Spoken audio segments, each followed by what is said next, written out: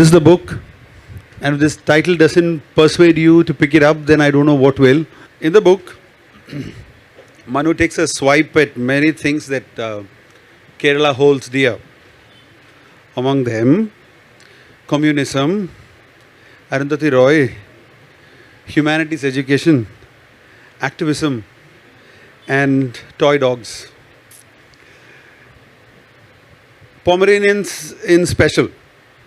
And this, you met too many Pomeranians when he was selling fun school toys and trying to fund himself in college. Yeah. And this is the line, I quote his words, not mine. The world was not a cruel place if you don't include those pieces of shit. Big dash. Pomeranians. So that's the extent of his emotions about Pomeranian dogs. Yeah. So that and many other things. Pomeranians were very class conscious. When I was growing up, Pomeranian was the first luxury dog. Okay. And they immediately knew the class distinction. Okay. Who was in their building and who was trying to sell. So that's why I hated them. I was going to ask you, how do you know that? Do you speak dog? You don't.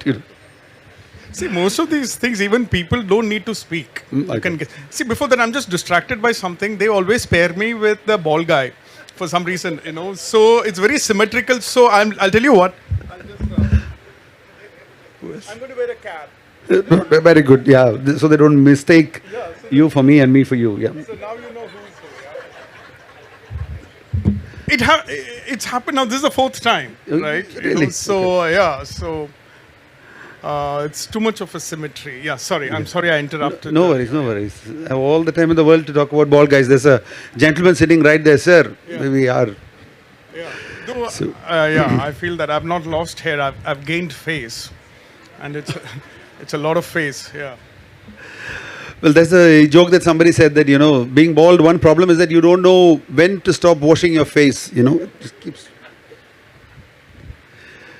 So, considering that you studied humanities and I studied humanities or arts, in page 83 you talk about Kanhaiya Kumar and humanities and his PhD and all that. What is your grouse with humanities education? Is it the syllabus in India or humanities education on the whole? Not at all. I have no grouse. In fact, some humanities courses teach my books, which is good. And some MPhil students also get in touch. And I'm all right for it as a form of knowledge. But a lot of poor people in our country are forced to do that degree because they need a degree. So it is in that context that I say that humanities is actually a luxury field. So is literary fiction. I didn't realize it when I was in my 20s. Writing a novel is actually a rich people's job. Because most of it's like a lottery, there may or may not be money in it. And most of art is it goes well with rich people because you need that time and space. And nobody tells you this, that's all right. And there are also, in education, there are luxury streams. And there is no shame in it. And if someone really wants to know or loves the accumulation of knowledge, you don't need to belong to any class. That's great. Otherwise, that's why I find it amusing. I have periodical tweets which I post, which kind of annoys some people. Every time the rupee falls, I tweet that I hope this does not discourage Indian parents from sending their kids to do luxury humanities courses in the US, like the Columbia University, the journalism in Columbia University, so that they can come back and educate me about inequality, right? Because these courses cost 1 or 2 crore. I have no problems in you going. You come back and give me a lecture on inequality. You're a beneficiary of inequality. I think my only thing is, if you're a beneficiary of inequality, don't lecture too much. That's what I tell my daughter. You are going abroad, but don't write essays on how horrible inequality is. That is one right I take away from the rich. Okay. Yeah. But they want to keep it. That's all the problem is. Right. Okay, okay. Yeah. So it's not about humanities per se. I thought you were done with Shakespeare and Chaucer and all that, and that is Oh, why. that was also horrible. Okay, I knew you were going That there. was yes. horrible. Okay. See, because when you're 17, I mean, I was a very, very good reader. And then my highest marks were in maths and computer science. Seriously? And as a Christian, I could have got those streams in Loyola College. But I chose literature because I knew that I could bullshit for 3 years. And I could do a lot of other things. But it was quite horrible to be introduced to a culturally completely alien writers. For the first time, I realized that reading a story need not be enjoyable. And like reading an essay by Francis Bacon when you're a 17-year-old guy from Kodambakkam, it was very culturally alien to me. So there is that bit about not enjoying it also. Though I was also a bad student of literature, I should not be taken as a model. There are a lot of students who are, it's someone's very long hair, which is... Many people are this is getting how guys suspicious. get into trouble innocently. Yeah. People with hair are a big nuisance. Yeah. Not mine. Yeah. Yeah. Sorry. Sorry to jump topics, but I couldn't resist this. This is your statement about the Communist Party of India. I think you include both CPI and CPIM. One of the most corrupt and murderous organizations in India. The Communist Party of India, a farcical derivative of some thought experiments of two wealthy German migrants taken too seriously. Nobody has eggs, right? So, yeah. So, why this? You're a boy who grew up in Chennai, studied in Loyola. I can understand if you were, if you are the receiving end of the SFI in some way. But what prompted this? No, I can see that your own politics is entering in the form of questions. I mean, I don't mind that. So that passing reference is to the sheer absurdity of the idea of communism throughout, right from the beginning. Like, for example, the two wealthy immigrants I'm talking about Marx and Engels. Inevitably, what has happened in history, in fact, I also use this to explain a misunderstanding about revolution. Everybody, in fact, most people who have also read my book, unfortunately, I'm not able to change them. There is this view that revolution happens when one day poor people get very angry, they somehow run out of the house, and they find this object called a pitchfork, which I've never seen in India. And they topple the heads of state and the government. And this is exactly what happened. That's why it excites middle class when something like this happens in Nepal. That people get angry, and then foreign correspondents would give a name to Gen Z or Gen late alphabet. And then something weird happens. There is no resistance to them. They topple the government. They go back and they don't want power or anything. On humanitarian grounds, they topple the government, and then someone else takes over. I think this is absolute rubbish. I feel revolution happens when the second rung of the society wants to take on the top rung. And for that reason, they try to enlist everybody below them. In fact, social justice happens because of that. I think social justice, in fact, a big mystery in India is why do good things happen? Actually, people have not investigated that enough. And my theory is that good things happen when the second rung wants to take on the top rung. And they can only do it through social justice and by enlisting a whole lot of class under them. And this is exactly what Marx also did. He was a wealthy immigrant, but he had his own people who were richer than him, whom he had a problem with. Most of our struggle is actually between millionaires and billionaires. And a lot of good can come out of it, but most of the time, millionaires skew the whole battle because they have a problem with the billionaires. And I personally, I'm fine with billionaires. Because as a journalist and now an entrepreneur, they're very used to, they fund my films, they create publishing houses, they own media houses. The millionaires irritate me because they are the problem. In fact, there is an inequality there are two kinds of inequality. One is what the billionaires create because they have billions, and then it's a mathematical kind of inequality. But there is a more dangerous inequality created by millionaires. Because you think about it.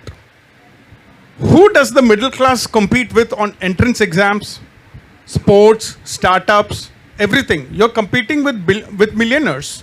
Middle class is enmeshed with millionaires. Billionaires are not competing in any of these things. God knows what they are doing. They are in their own orbit.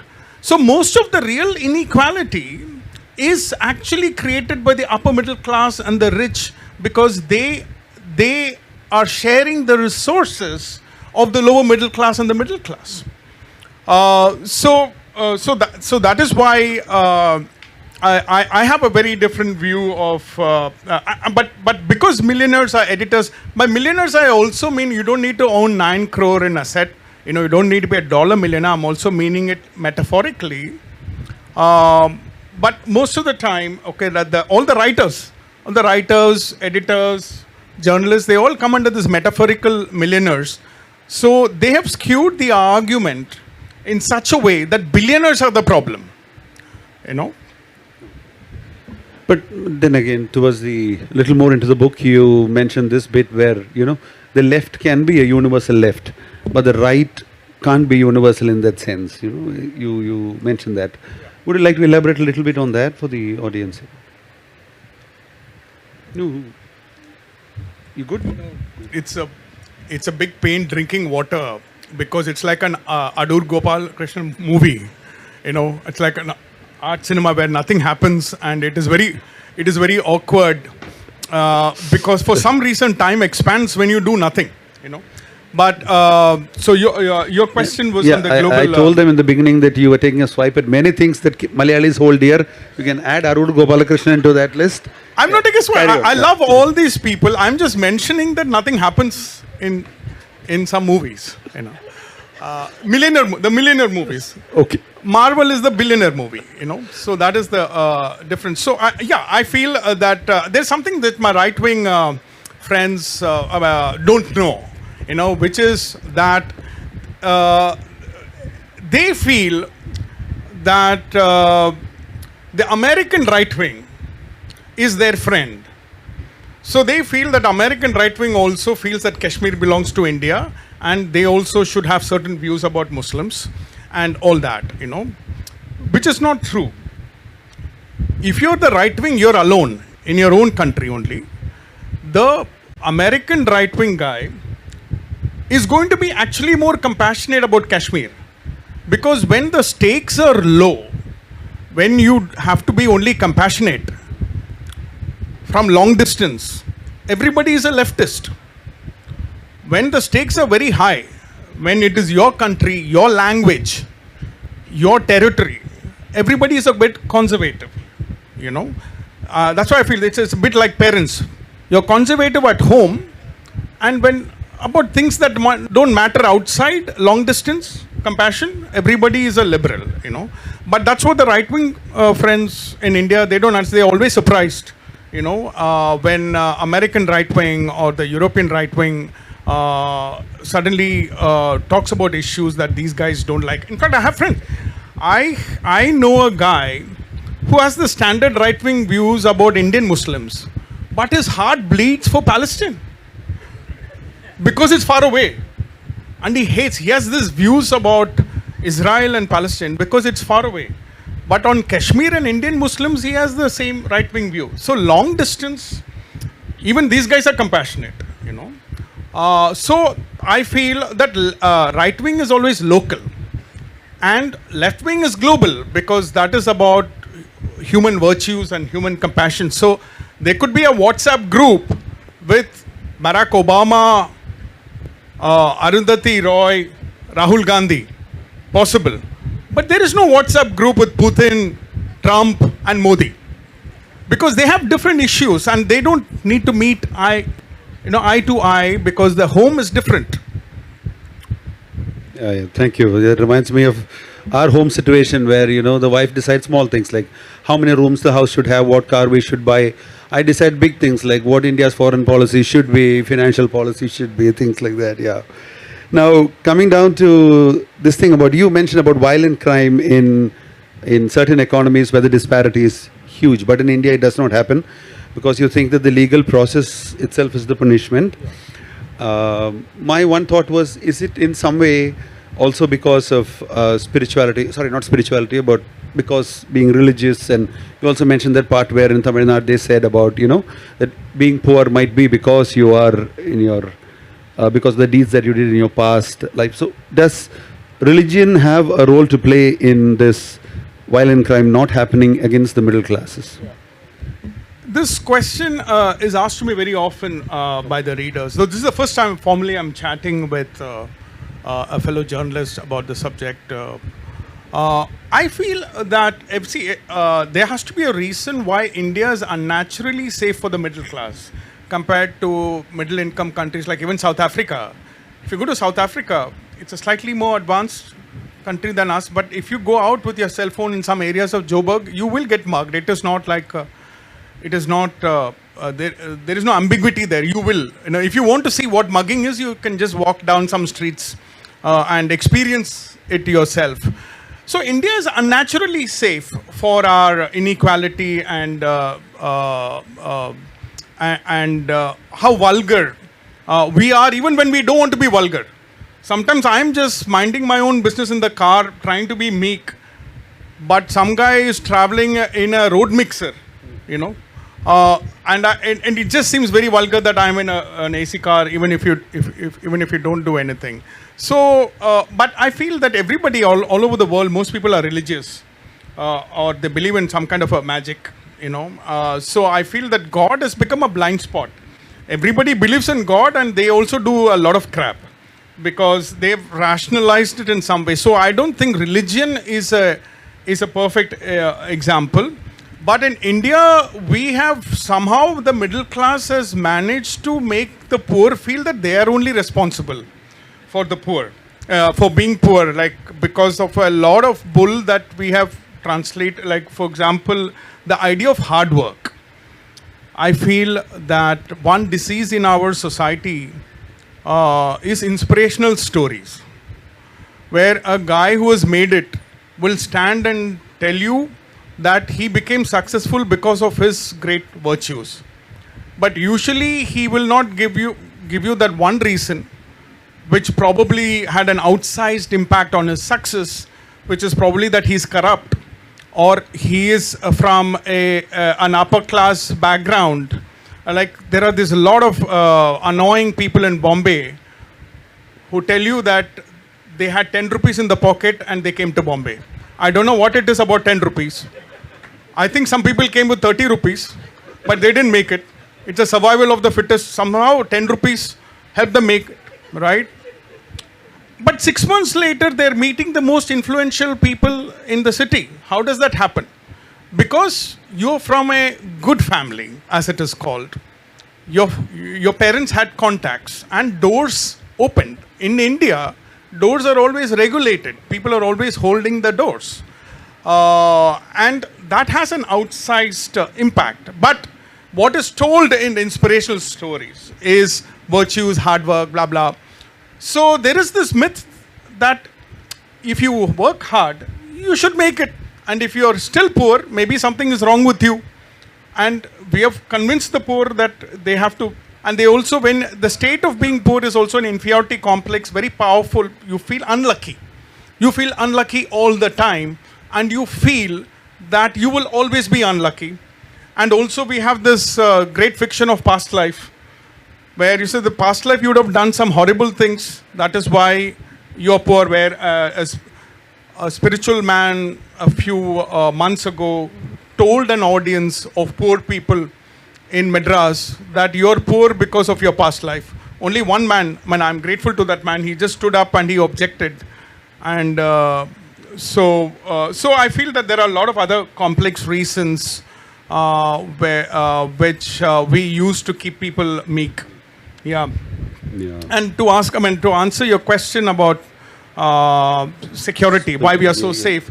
An underrated reason, actually, it is very obvious, it should be very obvious to us as Indians, but somehow it is not, is that the absence of human rights for the poor, like the absence of human rights in a police station, also contributes to the safety of the poor. You know, once, I don't know if it is true, like 25 years ago when I was in Kerala police had that reputation.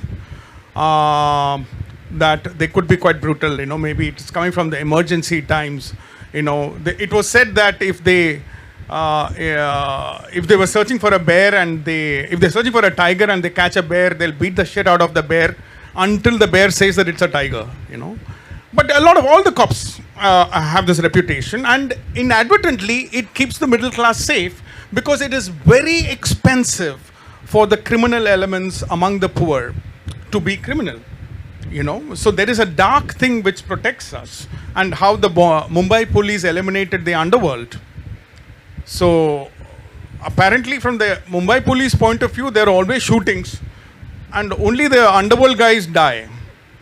The cops never die, and it is called the encounter, you know. But the middle class was very supportive of it. These are very popular moves. So there are a lot of uncomfortable things which protect us. Your Bombay story reminds me of something that is said about a New York millionaire. He says that he came with $10 in his pocket in a brown paper bag. So everybody buys the story. Journalists ask him what was in the paper bag, and he says about $1 million in bonds and about 400 carats in diamonds. So, yeah, go figure. You know, while we're on the subject of money,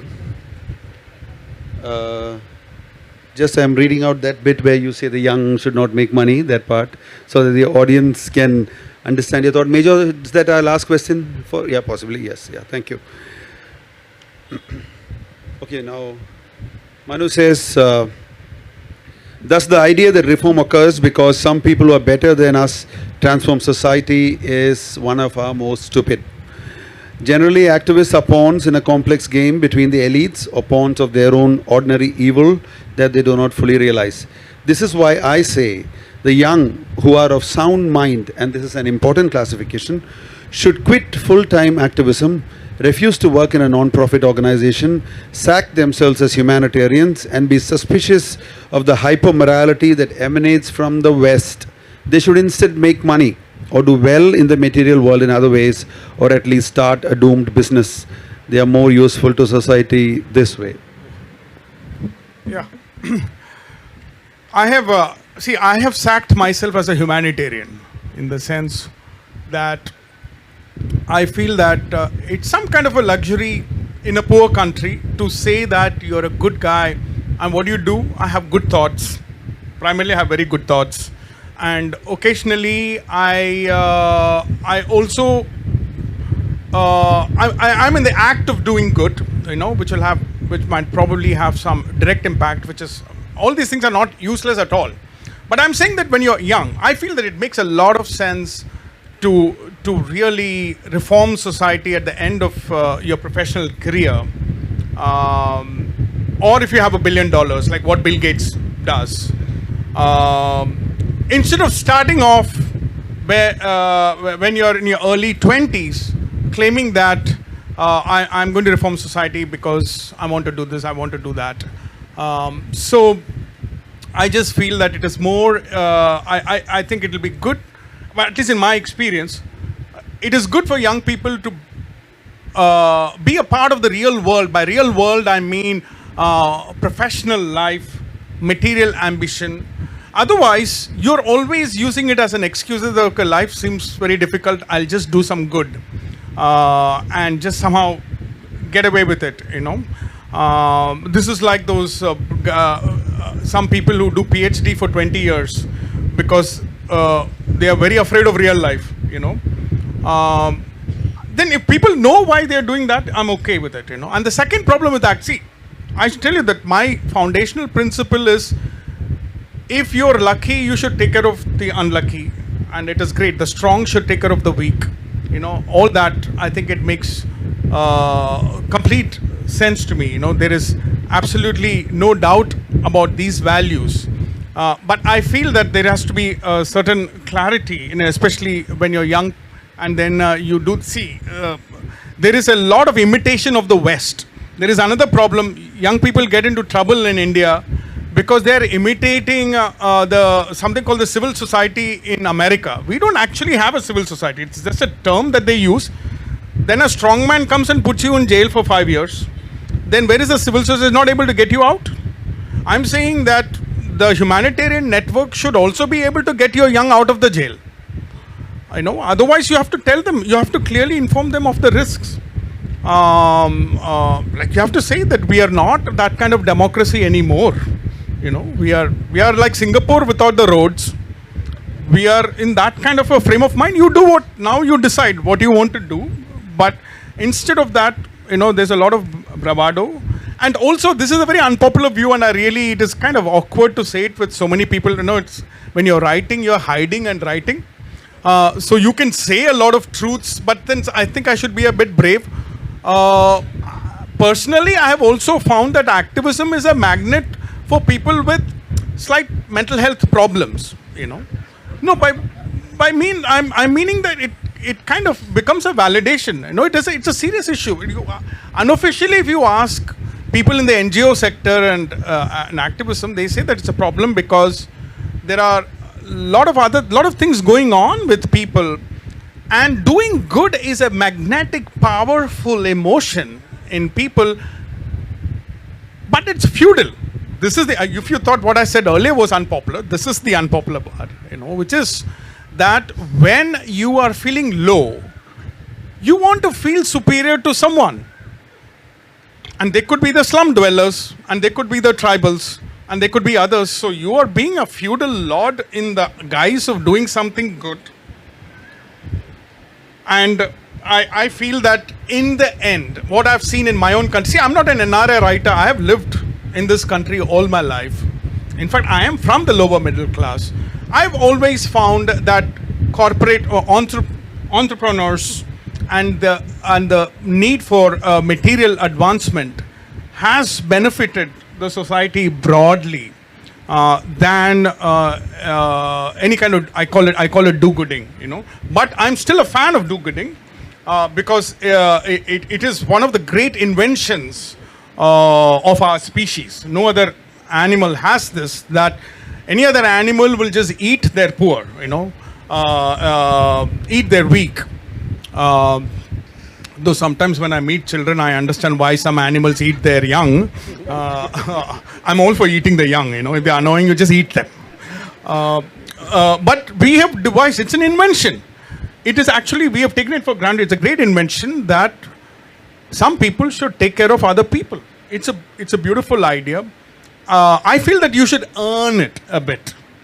You should be able to take care of other people. Now, some of them in my own profession, journalism, who are into a lot of, they're very agitated all the time, right? Because they have a mental problem in the sense, yeah, there are problems in this world, okay? But as writers, you need to be in the middle ground. And the middle ground is not very exciting. It's not very interesting. It is the worst aspect of storytelling, right? It is difficult. That's why I always feel the worst story ever told is Goldilocks. What is the plot, man? She goes somewhere, something is cold, something is hot, she likes something warm. That is most of the plot. That is the only story with middle ground which has worked. Otherwise, it doesn't work. So there is a charm in exaggerating things a bit and not having the middle ground. But that is usually not the correct projection of the truth. So I get a bit annoyed by all these things, and I've maybe tried to intellectualize my irritation a bit, So I have thought, all my life I've thought about this and why this is so. Like the Wokes. See, now everybody is irritated by the Wokes. 10 years later, 10 years ago, I was the only person who was irritated by the Wokes, I felt. So now you can see what hyper-morality does to people who want to be moral in an ordinary way. It is very damaging.